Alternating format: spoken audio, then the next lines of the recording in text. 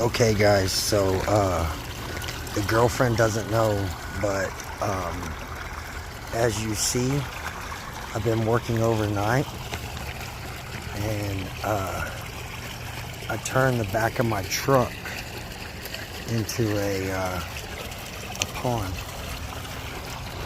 And yeah, I was gonna sell the truck, but instead I decided to, spiff it up a little bit. And then check this out. Oh, hold on. Filtration, buddy. Look at that. Alright. I'm going to be in big trouble for this one, guys. Big trouble.